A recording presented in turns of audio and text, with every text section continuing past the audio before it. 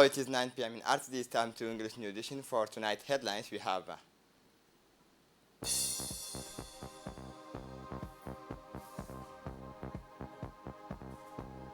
Djibouti shares a new historic pace.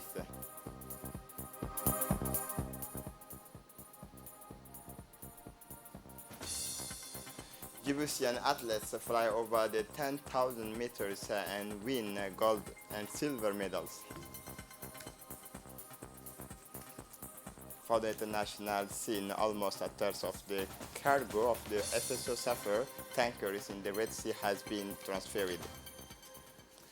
Welcome to our newsroom. Messages of congratulations from the President of the Republic to his Swiss counterpart, the Head of State, His Excellency Ismail Omar Guelleh, wished his Swiss counterpart success and success to his counterpart from the Swiss Confederation, Alain Berset, whose country celebrates its national holiday on Tuesday.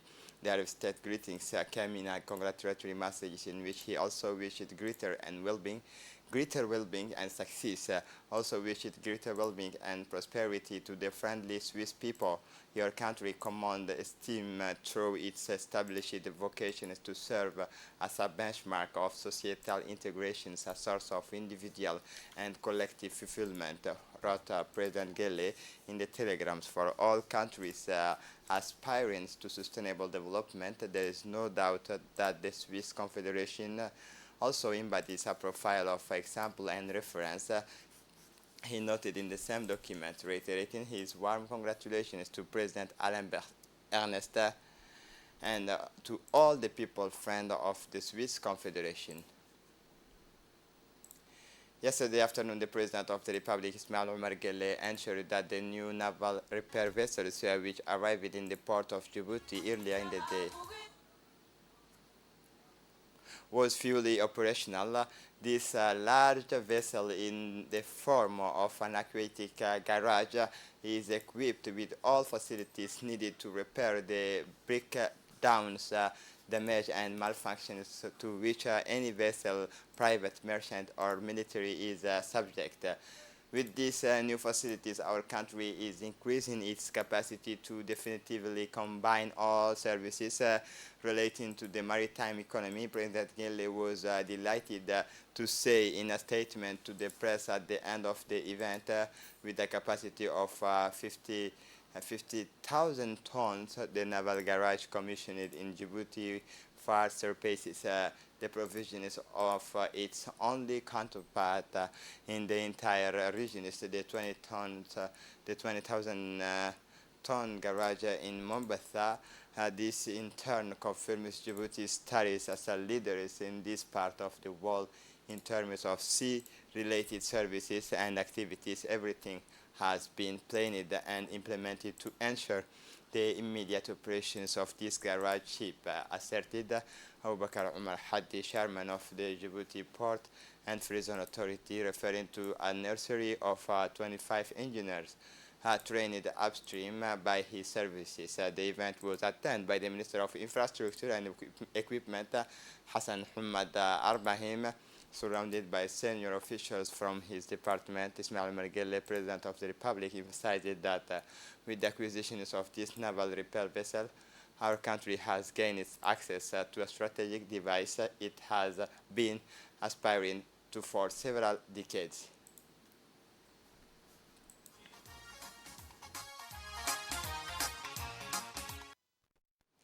The chairman of Ports and Free Zone Authority, Abubakar Umar Haddi, commented on our country's recent acquisitions of ship repair vessel. This acquisition marks a major turning point in our development and will strengthen our capacity in the field of ship maintenance and repair.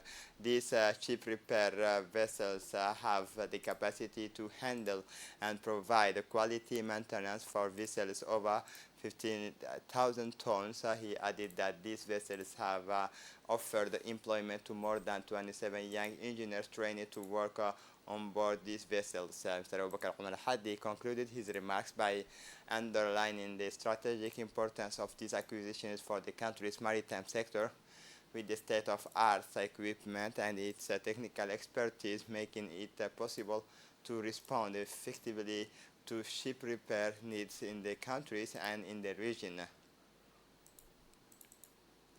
The President of the Republic, His Excellency Ismail Omar Guelleh, underlined the importance of the ship repair facilities for the countries and the regions. This long-term project represents a major asset for our country, which will become a benchmark for naval maintenance in the region. The President hailed the acquisition as a decisive step forward for the country's maritime development. In his statement, he emphasized that this strategic investment bears witness into Djibouti's long-term vision of becoming a major maritime hub in the region. These ship repair vessels represent a major step forward for Djibouti. This new acquisition will reinforce our country's role as a dynamic and competitive maritime hub capable of meeting the ship repair needs not only of our country but also of our neighboring countries and partners. This will open up new opportunities for economic development and strengthen the country's strategic positions as a major player in the regional maritime trade. Added that the head of state, the President of the Republic, concluded his remarks by expressing his joy and satisfaction at seeing the realizations of this project, which will have a consequent and direct impact on the socio-economic development of our country.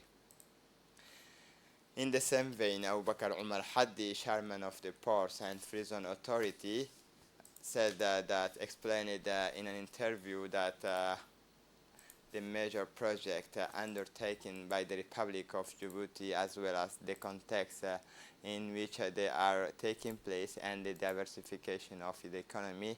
Mr. Abubakar Umar Hadi painted pictures of the Republic of Djibouti's ambition. It's an interview that reflects the Republic of Djibouti resolute commitment to its development and its active role on the international stage. The major project undertaken in the regional context, taken into account, and the desire to diversify the economy all bear witness to the country's ambition to become a key economic player in the region. Djibouti's athletes made a remarkable impression at the Francophonie Games in Kinshasa. Momin Bouhguelle and Jamal Abdi showed incredible determination in the 10,000 meter event and thrilled the spectators in attendance. Right from the start of the race, they took the lead and set a hellish pace for their rivals. They managed to maintain a considerable lead through the competitions, leaving their rivals no chance of catching up. Their endurance and perseverance were rewarded at the end of the event. Momin Bouhguelle clocked an incredible 28 minutes 49 seconds, just shy of the record previously held by Morocco. His outstanding performance earned him the gold medal, while his teammate Jama Abdi took silver. The Moroccan completed the podiums with a bronze medal. This victory is a source of immense pride for Djibouti. The Secretary of State for Sports, His Excellency Hassan Mohamed Kamil, warmly congratulated the athletes of their achievement and offered his encouragement for their future. He also underlined that this performance demonstrates the effectiveness of the scholarship of the President of the Republic, Ismail Omar Guelleh, which enabled Djiboutian athletes to develop and achieve such success. On this Tuesday, August 1st, 2023, competition continues in Kinshasa, where three athletes will line up in the 800 meters race, namely Adan Musa Migane, Abdurazak Hassan Giri, and Ahmed Daher Ismail. The race is scheduled to start at 3 p.m. and the results will be eagerly awaited. In addition, two female athletes, Samia Hassan Noors and Fathia Abdullahi Latiye, will take part in the 10,000 meters and 1,500 meter finals. The races are scheduled for 5 p.m. and according to the official timetables, following in the footsteps of our two athletes, Mumin Bouhgeli and Jamal Abdi, who finished first and second respectively in the 10,000 meters. We also wish our valiant competitors every success in Kinshasa at this ninth game.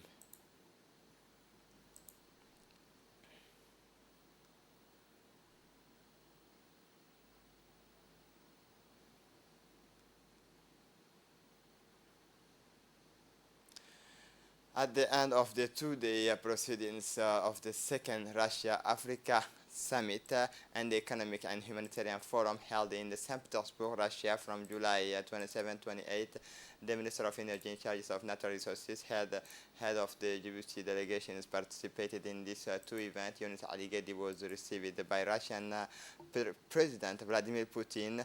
Discussions between the head of the Kremlin and Djibouti ministers focused on ways and means of strengthening friendly relations and cooperation between Djibouti and Moscow in all areas of socio-economic development.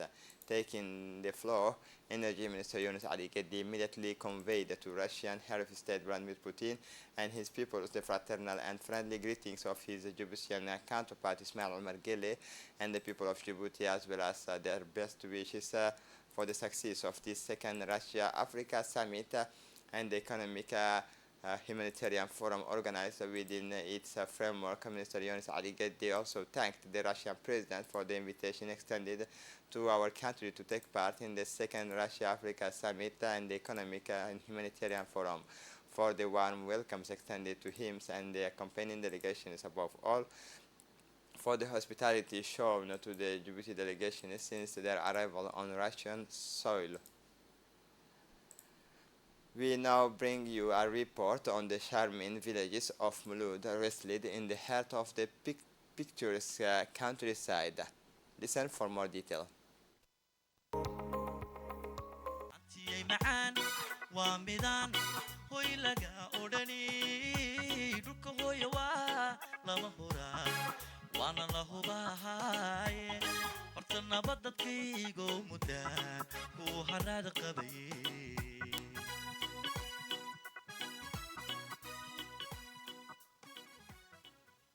Mulud, one of the three sub-prefectures of the Dakhil region, situated 102 kilometers from the capital, about 1 hour 30 minutes by road.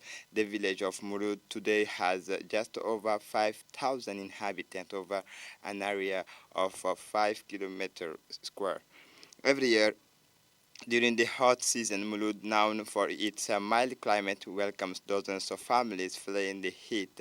The village is a popular summer resort for people from the capital, just 15 kilometers from the capital of Unity region, Dakhil. The village of Mulud lies on a busy road and is a kind of crossroads since all vehicles serving the region is the hinterland and borders town passed through Mulud as a reminder shortly after our independence in 1977. Unprecedented drought hit the Horn of Africa and Djibouti was unfortunately hard hit. The drought was severe and devastating that it was nicknamed Saturday's drought. In response, the Republic of Djibouti, independent and sovereign at the time, stepped in to help the dozens of nomadic families hard hit by this calamity. The response of the government at that time, under the impetus of President Hassan Guled Abtidon, may he rest in peace, was swift. Numerous agro-pastoral projects were set up to help the nomadic families who had lost land and livestock in this terrible tragedy. On February 2, 1979, 24 nomadic families took up residence in Mulud. The government made 6 hectares of arable and agricultural land available to these families with the 2,500 meters square per family. And so Mulud was born. Today, thanks to its exceptional history and the challenges it has overcome, Mulud has become one of the pioneering agricultural areas in the Republic of Djibouti. The agricultural perimeters and date palms as far as the eye can see surrounding the village of Mulud are the pride of its inhabitants. Indeed, the Mulud sub-prefecture is in line with the various socio-economic development projects initiated thanks to the enlightened policy of President Ismail Omar Guelleh, which is which it has embraced recent years, particularly in the agricultural sector. This is what the sub-prefectures of Mulud, Abdallah Roble Dabbar, who accompanied us through this report, explain us here. The sub-prefectures of Mulud said that as far as agriculture is concerned, also farmers use it to complain about the lack of water. This situation has now been resolved. Agriculture is back in full swings here in Mulud. The date palm plantation is in top forms, with the fruit already being consumed here. Quite a few projects have been completed in Mulud. We already have 6 main projects underway, 2 projects in Arur, and 2 projects in the Dahalu, and 2 others in Mulud village. It's a branch of the Dakhil Regional Council. This is also being finalized. The Mulud High School will open its doors in the very near future. With its constant need to evolve, the Mulud sub-prefecture has long been keen to improve the living conditions of its population. In response to one of the main grievances expressed by the inhabitant of Mulud to the President of the Republic, Ismail Omar Gelle, on the 40th anniversary of the creations of Mulud, the government built a brand new high school, the first phase which has already been completed. The sub-prefect said that all these projects were entrusted to and carried out by local contractors who took responsibility for them. Mulud students no longer have to wait for the bus to take them to the nearest high school in the town of Dakhil. From now on, they will be able to study at the Lycée of Mulud, which will open its door at the start of the 2023-2024 school year. Mulud, like the rest of the countries, has also benefited from the constructions of 30 social housing units by the EOJ Foundation for the benefit of the neediest families. For more details, the sub-prefect of Mulud, Abdallah Roble Dabbar, hammered concerning social housing, water and electricity connections have been completed for the 30 housing unit belonging the EOJ Foundation's Housing Rights Program. So overall, Mulud is doing well, and the village has enormous assets and potential. We also had the opportunity to meet some of the beneficiaries of the social housing unit. Mustafa Hussein Saeed said we were very pleased with these homes, which we have already been living in for over 2 years. Water and electricity have been connected, and we thank the Almighty God for all this. We were in need of housing, and we thank the President of the Republic and his government for this gift. And for Yusuf Umar Gelle, he indicated that thanks to God, we now have free water and electricity. We are asking the government to build us a mosque in this new housing estate. And at last, Zamzam Abdullahi Dawood explained that we were very lucky. We were without housing, and today we are homeowners. Thanks to God and our government. We lack nothing. We just wish they will be built as a school, a mosque, and a playground for our children. The development and economic growth of the interior regions and localities is one of the priorities of the roadmap of the President of the Republic and his government. As a result of the year, Mulud has seen its basic infrastructure strengthening thanks to the policy and unfailing support of the head of state, particularly in the field of education, health, water, and electricity, and more recently, public lighting, essential for community life, to name but a few. In the collective consciousness, Mulud is known not only for its shoe and boot factory, but also for its handicraft, thanks to its ambition, its various development projects, and the policy initiated by President Ismail Omar Gelle. The sub-prefectures of Mulud is booming economically. This village is set to flourish in the near future and will have almost nothing to envy a city. After Kurangar, it was the village of Mulhule that welcomed the delegation led by the prefect of Obok, Musa Adan Migane, accompanied by the sub-prefect of Kurangar. The Obok prefect received a warm welcome on his first visit to Mulhule, located on the border. A special welcome was organized in honor of his first visit aboard the camels, also known as Kayu, which escorted the prefect on his arrival at the meeting. After the welcome speeches, the speakers addressed the situations in the basic development sector to the prefect, surrounded by the stakeholders from the Obok region, including parliamentarian Kamil Humada, administrative and military officials, in the presence of the sub-prefect of Angaru, Muhammad Ali Umar, located on the coast. The population raised the issue of capacity building for the village's fishing cooperative. The prefect, for his part, assured the community that he would always support their grievance, confirming that he would rapidly find solutions to resolve the whole issues. He pledged to refer the matters to relevant ministries. The Dafenaitu associations took its turn to present a variety of sport and leisure activity in Tajara, which were entering their final stages in view of the enthusiasm generated around them. Placed under the patronage of the Secretary of State for Sports, this event aimed to promote and generalize the practice of sport for all age group and social categories. The activities went off smoothly thanks to the efforts of all those involved, including the State Secretary for Sports officials and local authorities. The event was attended by the INPS Deputy Directors Ahmed Ali, Project Director Mr. Muhammad Salah, the Finite Association officials and local authorities.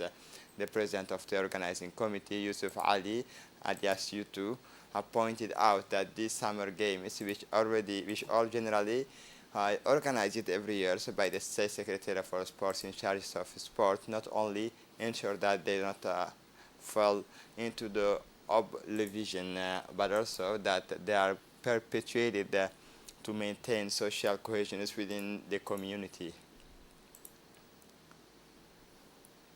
Concerning the regional news, the Court of Appeal in Banadir region around the Somali capital, Mogadishu, yesterday delivered its final verdict in the case of the 36 foreign fishermen accused of illegal fishing in the country. According to the RTD correspondent, the court decided to fine them $12,000 each of and says their fishing boat. Foreign fishermen from Iran and Pakistan were arrested of Hobyo in the Galmadug regions while fishing illegally in the country's territorial waters. The court decision is confirming the Somali government's commitment to protecting its marine resources and combating illegal fishing practices without obtaining the necessary licenses from the competent authorities. For the international scene, the UN has declared that almost a third of this oil from the Safar tankers, which continues to deteriorate in Yemen, has been transferred to a new tanker. Yemenis have expressed optimism about this cheap salvage operation. United Nations Development Program Administrator Ashim Steiner said on Sunday that 360,000 barrels of oil had been pumped from the aging tankers to the replacement tanker. The FSO Safar was carrying 1.15 million barrels of oil. To date, 360,000 barrels, or as 1.3, have been transferred to the replacement tanker, the Nautica. The unwavering determination of excellent works of our teams continues to drive the Stop Red Sea Soil spill operation, said Mr. Steiner on the X last week. The UN announced the start of the expected process of transferring over 1 million barrels of oil from the FSO Safar tankers to a new tanker. And to close up this edition, in South Africa, 5 dead in violence between gangs of illegal miners. 5 people were shot dead in Johannesburg in illegal violence between rival gang of illegal miners. The police announced it on Sunday. The 5 bodies believed to be those of illegal miners who were found near an abandoned mine shaft, those closer to shanty towns in the suburb west of Johannesburg. Preliminary investigations suggest that 2 rival groups of illegal miners shoot each other, said the police in a statement, who have launched an investigation and called on the public to provide information with an unemployment rate of over 32%. South Africa is home to thousands of illegal miners, nicknamed Zamazamas, those who try in the Zulu languages. The Johannesburg region is dotted with the main hills, shaft, and deep jeans access to this of the Moroccan capital Rabat, and the town of the Amdir hosted aerobatic shows on Sunday. Teams of military parachutists performed the acrobatic feats during popular celebrations to mark the 24th anniversary of King Mohammed VI of Morocco's accession to the throne. Royal Armed Forces aircraft also performed in the skies over the northern town of Amdir. The National Festival of Morocco, biggest civil festival, celebrates every year on July 30. Inaugurated in 1934, the Moroccan monarch addresses the nation on this day. In his speech this year, the sovereign asserted that the key to success is tackling domestic challenges in seriousness on the development front. Mohammed VI said that the kingdoms had reached a stage of maturity, so it was up to all Moroccans to redouble their efforts to keep up the momentum of development and cross new threshold of progress. This is it for the news. Thanks for watching us. Have a good evening.